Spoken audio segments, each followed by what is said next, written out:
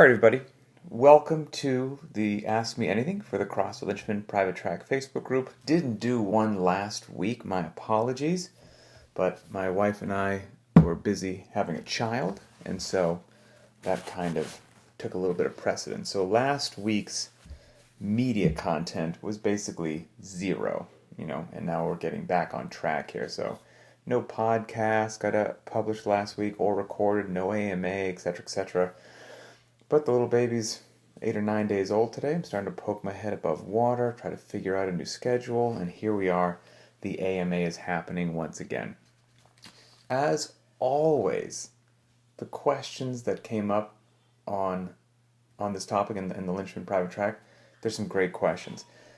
Some of them are relatively easy, not easy I should say, but fast answers, won't take long. But then there's one that I think we're going to go ahead and dive into. Everybody enjoys a rabbit hole. Lord knows that I love a good rabbit hole. And Gabriella has given me that opportunity. And I never turn down the opportunity for a rabbit hole. But let's talk with some of the quicker ones just to get them out of the way. First one, a fun one, thank you, from Brandon S., who knows also a recent new dad as well, says, how much do you crave chocolate chip cookies now that you are a sleep-deprived dad? Got the most upvoted by far. And the other day on my personal Instagram account, I posted that Emily and our 9-year-old son made some chocolate chip cookies, and my goodness. I did have one of the chocolate chip cookies, okay, which makes me sound like a tower of discipline, but that doesn't tell the whole story. The whole story is that the bowl with the chocolate chip cookie batter was still sitting next to the stove, and that is where I did some damage. Absolutely fantastic. Hashtag no regrets. Okay, the next one is from Keith B. This is about running shoes, and this was a popular topic within the last few days. We had that workout that was 1.5 miles of running, push press, some beautiful time on the bike, then another set of push press. So starting off with a 1.5 mile run, obviously got some people's attention, and I probably sparked this question as well. So Keith asks, how long of a run does it have to be before you personally switch to running shoes? Also, which shoes do you prefer for a typical workout? Okay, so it's a couple of layers to this, a couple facets, if you will. So first one, how long does a run have to be before I switch? So yes, I do have a set of shoes that I wear for the overwhelming majority of the workouts that we do, mixed modality workouts, lifting days, the whole 9 yards. And then I do have 2 other pairs of what I would say are running specific shoes. And those get broken out. I've got one pair of running shoes that is more of your classic, squishy, long distance running shoe, going to be out running for a while. And then I have another pair that also have, fairly decent cushioning, especially compared to the shoes that most of us do CrossFit workouts in. But they're a significantly lighter shoe. They're not like a waffle racer that somebody would run, 100-meter sprints in, but they're a very light, cushiony shoe. And so the one that is the more classic running shoe, the more cushiony shoe, if we're doing 800s or more, those are most likely going to be on my feet. And I wore them the other day when we did that 1.5 mile run workout. And yeah, they're a little squishy. I got to come in and do some push press. Whoop-de-doo. Didn't bother me. I just, did the push press in them and that's it. So usually around 800 meters or more is when I'll pull those things out. If it's a normal workout, like that has running in it, let's say Helen, 3 rounds for time, you've got a 400-meter run in every round, I'll still wear the classic shoes that I just wear on most of my, the overwhelming majority of my training days. And those shoes, since you asked, Keith, they are called the Reebok Speed TRs. So I've got Nanos as well, and I like the Nanos just fine, quite frankly. But the Speed TRs are a little bit more of a, I don't know if running shoe is the right way to say it, but they're a little sleeker, a little smaller, and I just personally like them in general a bit better, even though I do really enjoy the Nanos. So I wear the Reebok Speed TRs 90% of the time for the workouts. And then I have those light running shoes that I mentioned, and I'll wear those if we're doing dedicated sprint days, 100-meter repeats, 200s, 400s, things like that. those are probably going to be on my feet. Here's the disclaimer. And this is something I don't think you hear often enough in social media, and right? You should be immediately suspect if somebody is telling you that this shoe is the best, this pair of shorts is the best, this whatever is the best, if they are receiving money to say that. They're sponsored or whatnot. Of course they're telling you that that's the fantastic whatever. So all the things that I just mentioned there are Reeboks. Well, that's because for the longest time, when CrossFit had a contract with Reebok or vice versa, Reebok would send all kinds of gear to anyone who worked for CrossFit. So I've got a closet full of Nanos. It's some that I haven't even worn yet. So I'm good for multiple more years just on Nanos. So all those shoes that I mentioned there are Reebok brand. So I don't know if another brand is more comfortable, is better, or whatnot, because free is a wonderful price. So when I receive shoes for free, I wear those shoes. But I will not lie to you and say, I independently and unbiasedly tested all these different shoes, and I can tell you unequivocally that these are by far the best. No, I received those shoes, and, in all honesty, Reebok is not telling me to say one thing or another right now. I have no relationship with them at all. I like them. They treat me just fine, quite frankly. So that's that. We could also, I think there's a thread actually started in the Facebook group today with somebody asking about shoes. So I'd be curious to see who pops up with that. I see a question asking if I'm going to be in Madison. Yes, it appears that I'm going to be in Madison, Wisconsin for the 2021 Games.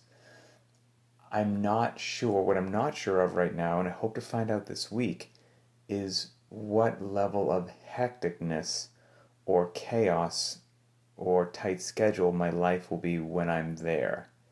That is TBD at this point in time. There's a couple different directions that could go, and I don't know which direction it's going yet. So if there are members from the Linchpin community that are going to be in Madison, I will keep you posted on what I have going on. If I'm working in a role that has very long hours from early morning to late night, we'll find some time, whether it's early morning coffee somewhere or it's going to have to be 9 p.m. somewhere out in town before very early morning the next day. I don't know, but we'll put that word out, probably put it out in the private Facebook group, and we'll make it happen. So that'd be cool. Okay. Sucking down the coffee because, like I said, my little baby girl did not have a great night last night. Whew. Okay. So, next question. This is a relatively easy one because it's just an opinion. From Eric. Can a tall person be a CrossFit Games champion? The only thing that I can say to that question is maybe. And the only reason I can say is maybe is because you never know, right? There certainly seems to be a ballpark body type that serves constantly varied functional moves at high intensity really well across a broad range of events and tests. And it doesn't seem to be profoundly short or profoundly tall. It's kind of right in the middle there. So will we see a very tall Games champion? I don't know. You always get those outliers. But just like you're probably never going to see a really, really short person be like a Concept 2 rowing champion, it's just some body types lend themselves better to certain activities than others. And I don't think CrossFit's any different. But we'll see. Anytime somebody mentions a tall individual, Brent Fikowski's name comes up. And he certainly wants to do it. He's got the fire. He's got the drive. So we shall see. Maybe this is his year. Okay, the rabbit hole question. Here we go. The rabbit hole question was from Gabriella. Gabriella B. And basically what she's saying is it possible to have one program for people that have different goals? Fair. Good question, right? And if you say that a program is for real people who want to be fit, want to be in and out of the gym in an hour, how can you say that when the word fit, right? People who want to be fit is what we say, is subjective for everybody. And how do you know, like maybe you want to have a bit more of a muscular physique? Should you add something in? Should you not add something in? Etc., etc. Fantastic question. So, first and foremost, things that I would really recommend everybody listens to or reads if they have not. I would consider them foundational. You got to do it. First and foremost is the What is Fitness article. The What is Fitness article was written by Greg Glassman just about 20 years ago. It came out October 1st, 2002 in the CrossFit Journal. So just go to Google, type in CrossFit, what is Fitness, or CrossFit Journal, What is Fitness. Check out that article. And then also listen to Linchpin Conversations number 64. And the title of that is The Fitness Stock Market. And I think that Linchpin Conversations combined with the What is Fitness article will give a really nice groundwork, background information, and a lot of it relates to Gabriella's question, but we'll dive into it anyway. So you bring up a really interesting point, Gabriella, and that's how can you say that something is going to make you fit when fit is a subjective term? And it is a subjective term, but it's not. So for craps and giggles, I went to the online dictionary, Merriam-Webster, and I typed in fitness to see what they defined fitness as. They defined fitness as the quality or state of being fit. What the heck does that mean? So yes, that's a very subjective definition. It doesn't really give you any information at all. So then that would beg the question, okay, Merriam-Webster, if fitness is the quality or state of being fit, what do you define the word fit as meaning? So I typed that into Merriam-Webster, and it said, fit, the definition of fit is sound physically and mentally. What the heck does that mean? I mean, you could go in 15 different directions with that. So if that is your definition of fit, you're absolutely correct. It is subjective, and no two people may be talking about the same thing by a long shot. However, and the problem with this is, if you've got a bunch of athletes in a room, all various disciplines, but just athletes, people pursuing strength and conditioning, well-rounded fitness, whatever you want to call it. Get a bunch of athletes in a room and say, all right, look, put your hand up if you want to be fitter. Who in this room wants to be fitter?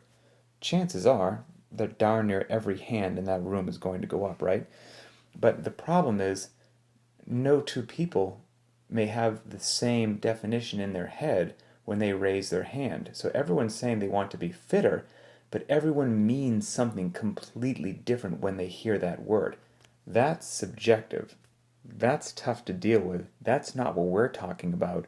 That's not classic CrossFit foundational methodology. One of the things CrossFit is very big on is defining their terms. And that's one of the things actually that drew me to it, because nobody else was doing that, and nobody else kind of still is. There's a lot of wishy-washy, feel-good fitness terms, state of being physically and mentally sound. The heck does that mean? So really rigorously defining what you mean kind of set CrossFit apart from a lot of these other things which were subjective. CrossFit, quite frankly, Gabriella, is the opposite. CrossFit is objective. It objectively defines fitness in a landscape that really nobody else does. So when we say we're going to get you fit, we have a very precise and accurate definition, which that's what that word means when we say fit. And reading What is Fitness will help you understand that, and as well as the Fitness Stock Market Linchpin Conversation, there's 64 will as well. But again, if we have this big crowd of people, we say, who wants to get fit? Everybody puts their hand up there. Great, fantastic, but they're from all these various disciplines. Well, if you've got powerlifters in the crowd, they most likely are thinking that fitness is increasing my squat, my bench press, and my deadlift. They don't give a rat's hindquarters about their 10K. That's not fitness. Fitness is those 3 lifts. If you've got Olympic lifters in the crowd, snatch and clean and jerk, that's what they're after right there. That's probably what drew their hand to go up in the air. Do you have just dedicated runners, 5Ks, 10Ks, half marathoners, marathoners? When they say they want to get fitter, they're not talking about their front squat. They're talking about decreasing their times on those races. If you have triathletes, swim, bike, run, that's what's going through their head when they put their hands up. Just dedicated cyclists. What if you have bodybuilders in the crowd? Largely a 100% aesthetic sport, so to speak. We want to say that. When bodybuilders walk out on stage, rocking one heck of a tan and put on the flex show, being judged on volume of their musculature, symmetry, things of that nature, what they can deadlift or back squat or anything to do with performance has absolutely nothing to do with who's going to get a gold medal around their neck from that. So in the bodybuilding realm, it means something utterly and completely different. So we've got all of these people saying, yes, I want to get fit, and no two people mean the same thing.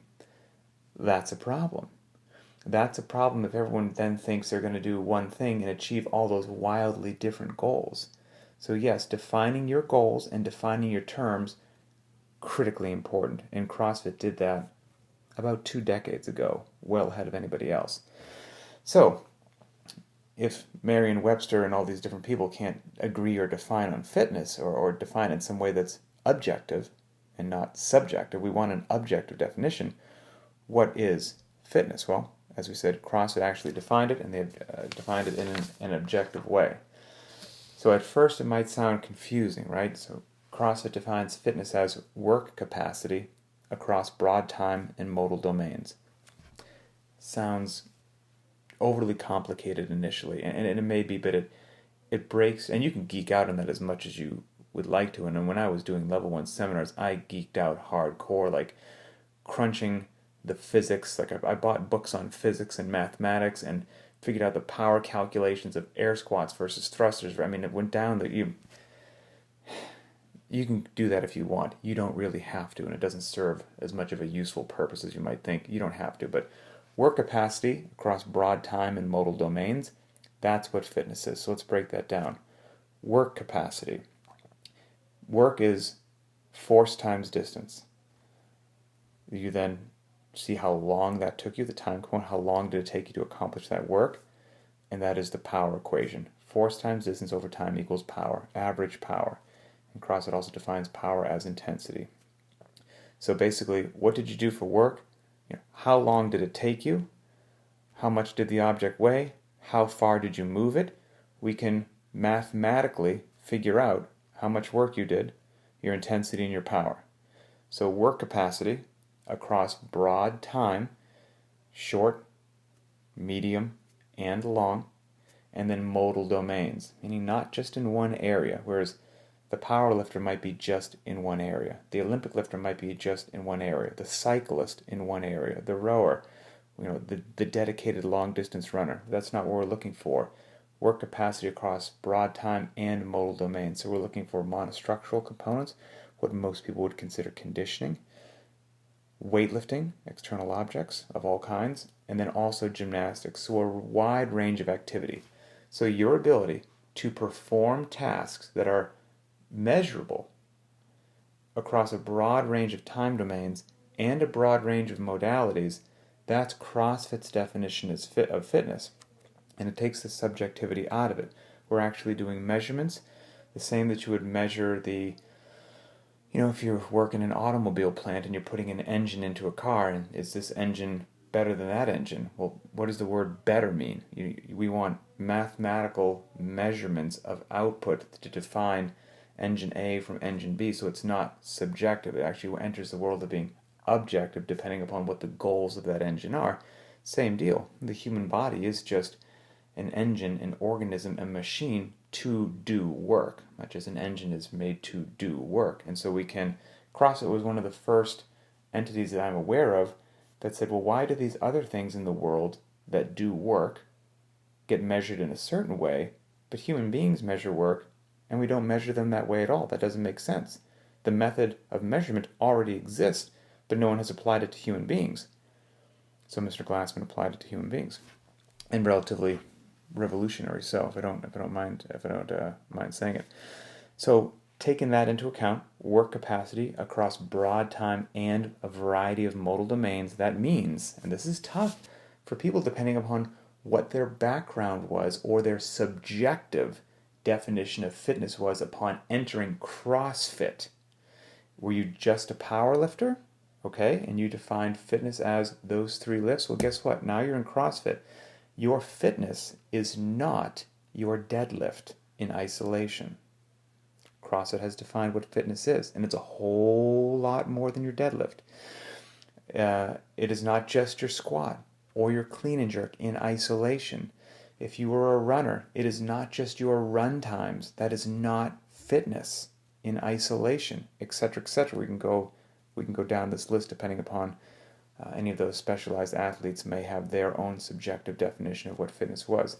It is all those things that I mentioned and much, much, much more. And that is one of the things that makes CrossFit unique. It's far more complex than any of the previously mentioned sports due to obviously the wide range of capacity that we are attempting to pursue. So your work capacity across broad time and modal domains, aka your fitness, those 2 things are interchangeable. Work capacity across broad time and modal domains can be summed up, that is an hour-long lecture that we used to give all the time at level 1, just diving into that stuff, but that is your fitness. So your fitness is measurable, observable, and repeatable. So we want your 1 rep max deadlift to increase, but we're not just powerlifters. We also want you to get more rounds of Cindy in that 20-minute window when there's not a barbell in sight and it's a long time domain. It's 1 rep max deadlift takes less than 5 seconds. Cindy takes 20 minutes. Those are 2 wildly different time domains. We want you to get a faster 800-meter run time as well, in conjunction with working that deadlift, in conjunction with getting more rounds of Cindy. We are greedy. CrossFitters are greedy when it comes to capacity and greedy when it comes to fitness. So we might be greedy, but we are not ill-defined, and we are not subjective, but we are greedy. So, can one program, i.e. CrossFit, work for everybody? And CrossFit, defined as constantly varied functional movements at high intensity. So can constantly varied functional movements at high intensity work for everybody? Constantly varied, of course, does not mean random. It means intelligently designing the program with the variance. Functional movements, compound, multi-joint, high-power producing movements, the movements found in nature, the movements that will serve you well and give you a long, happy, healthy life. And they're also uniquely suited, since they are compound and they move a large load long distances quickly, to produce power or intensity, which is nice because the last part of CrossFit is high intensity. Constantly varied functional movements at high intensity. And high intensity, of course, as we know, is relative to the individual based upon their physical and psychological tolerances. And high intensity doesn't mean high intensity every single day, every workout. It doesn't mean maximal intensity every day, every workout. Much like everything else, it has to be modulated to have a long, wonderful, sustainable career. So, back to the question. Can one program, i.e. CrossFit, serve everyone? It depends. It depends on the goals of the person, specifically related to all this conversation we've had up to this point. So, if you define your goals and you define fitness, then yes, it can, but it depends upon how you define fitness. Are you defining it personally to your whims and desires and your individual goals, or do you buy into CrossFit's definition of fitness and that serves you well? So, if you're looking for a strength and conditioning program that will have you happy, healthy, ready, fit, prepared, not overtrained for an astonishingly wide range of tasks and physical demands of life or work, if your work is law enforcement, military, first responder, unknown, unknowable, then yes. Then the answer to that is, could one program serve you? Absolutely. It could serve all of those needs easily. That's quite frankly what it's handcrafted and beautifully built for. If that is you, if you agree with the definition of fitness being work capacity across broad time modal domains, you understand what that means, and you're looking for that program to have you fit, happy, healthy, and ready for the unknown, the unknowable, and to live a long, great life, congratulations. Congratulations. You have found your home. You have found your program. You need nothing else. Period. End of story. And that's not wishy-washy either. What CrossFit does, one workout a day, intelligently programmed, designed, is, I don't want to use just, hyperbole and all kinds of crazy words, but it's astonishing. It really is what you can do with one workout a day.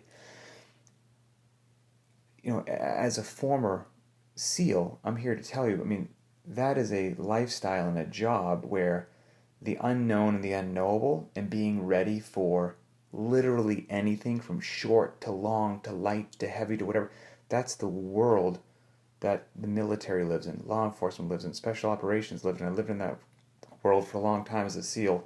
I know the demands of that. So when I say one workout a day, CrossFit, work capacity across broad time and modal domains, unknown and noble, if that's what you're going for, it will serve you well. That's reality-based, fact-based, experience-based. The answer is yes. You have found your home. You are good to go. You need nothing else. You may want something else, and as we've said, need versus want is a different conversation, but you don't need anything else. It's astonishing. Congratulations, here you are. Now, if you define your goals and you personally define fitness in a manner different than CrossFit, that's okay. It's a wonderful free world that we live in. If you say, like, you know what, I have my own definition of fitness, and it's something totally different than what CrossFit said, that's great. If that's the case, then, yeah, you get to see us do constantly varied functional moves at high intensity, serve this unique and specific goal which you have subjectively defined for yourself. Well, that's a different conversation. Is your goal to win the Boston Marathon? And you defined fitness as long distance running and getting better at long distance running, period, end of story, nothing else matters. If that's the case, you're not going to win the Boston Marathon just doing the workout of the day. It's not going to serve you well. Are you just a dedicated power lifter? That's it. And nothing in the world matters more to you than those 3 lifts. Period, end of story. Willing to sacrifice other things. That to you is fitness. You're not going to want to do just the workout of the day, if that's how you define fitness. And we could go down this goal. You're just an Olympic lifter, and all you want to do is compete and walk out on the stage and be better than everybody, period, hands down. Willing to sacrifice other areas just to do that. Workout of the day isn't going to do it for you. Just like that. So, do you have bodybuilding goals? You mentioned aesthetic goals in your question. Based upon your genetics and your body type, male or female, whatever it happens to be, you're some guy and your goal, you just want 22-inch just bulging biceps, right? Just some pythons to show off there at the beach with a big old Arnold Schwarzenegger vein running down the middle. And you want, your quadricep on the front when you get up on stage and you shake your leg to the side and tense your quad. You want that beautiful teardrop that can be seen in the back row. Well, if you have unique, particular aesthetic goals like that, might not get there with just the workout of the day. So again, it depends upon how you define fitness, if you define it different than CrossFit, and how you define your goals if your goals are not fitness, meaning work capacity across broad time modal domains. If that is your goal, again, welcome. CrossFit's all you need for the rest of your life. But all those things that I just mentioned a second ago, from the Boston Marathon to just the powerlifter, just the Olympic lifter, just the bodybuilder, that's not general physical preparedness. Not at all. Those are precise and unique specialties in sport, and therefore, yeah, you may need to supplement or modify classic CrossFit if those things that I just mentioned are your unique goals. I'm not some lobotomized robot that says CrossFit is the answer in every situation for every person in every sport, no matter what you're doing. CrossFit, please don't say anything else. That's nobody benefits from that. That's unintelligent.